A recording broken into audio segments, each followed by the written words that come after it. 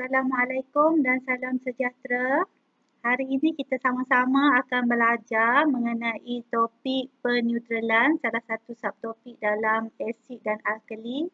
Sebelum ni, kamu semua dah tahu apa itu asid dan apa itu alkali serta pH-nya.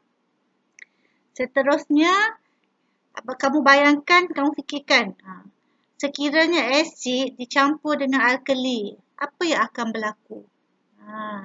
Tindak balas antara asid dan juga alkali, dia akan menghasilkan satu larutan yang satu larutan garam dan juga air. Tindak balas ini kita namakan sebagai peneutralan. Tindak balas asid dan alkali yang mana hasilnya adalah larutan garam dan juga air. Jadi dalam proses peneutralan ini, keasidan dan kealkalian akan berkurang untuk membentuk satu larutan garam yang neutral. So kalau neutral, pH-nya adalah 7. Jadi apabila larutan garam yang terhasil itu kita panaskan, air yang tersejat dan akan meninggalkan garam. Persamaan untuk peneutralan adalah asid campur dengan alkali menghasilkan garam dan air. Ini tindak balas asid dengan alkali menghasilkan garam dan air. Jadi apa yang berlaku masa proses peneutralan tu?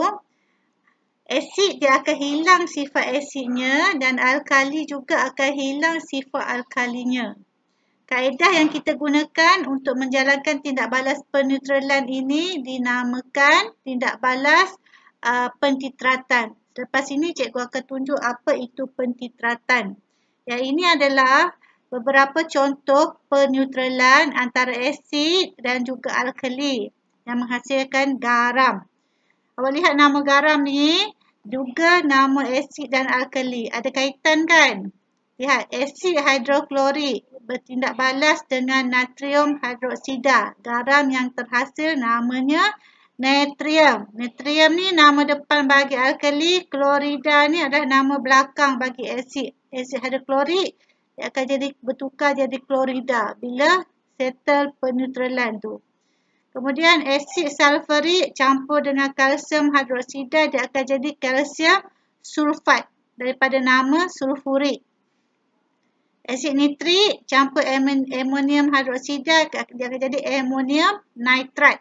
Yang ni, amonium nitrat.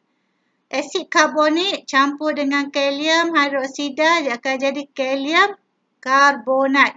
Ya, kalium karbonat. Okay, kita lihat pentitratan. Apa itu pentitratan? Awak boleh lihat kalau dalam buku teks muka surat 133. Apa yang berlaku dalam biuret ini biuret kita isikan dengan asid hidroklorik iaitu asid. Kemudian di dalam kelalangkon kita isi dengan natrium hidroksida sejenis alkali dan juga kita tambahkan juga dengan larutan phenolphthalein. Menyebabkan larutan dalam kelalangkon ni menjadi berwarna ungu. Dan semasa proses pentitratan itu, kita akan buka pilih hos pada biuret ni untuk keluarkan sedikit demi sedikit asid hidroklorik.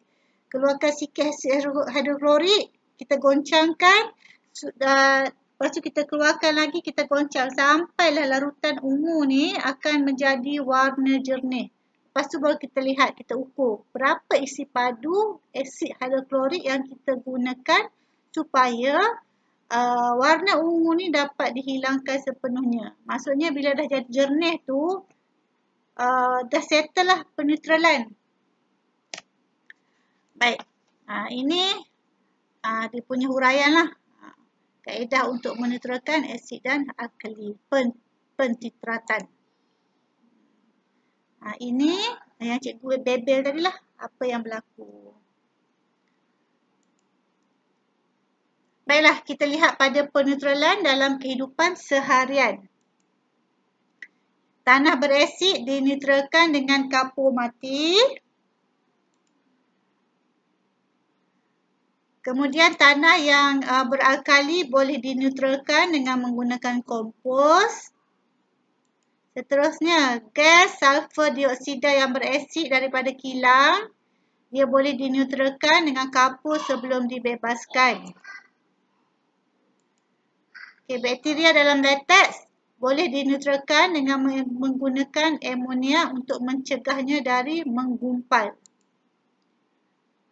Seterusnya, ini adalah asid berlebihan dalam perut dinetralkan oleh susu magnesia. Kalau kita, ini macam kalau awak pedih ulu hati, heartburn. Jadi kita boleh ambil, apa nama dia? Saya lupa dah.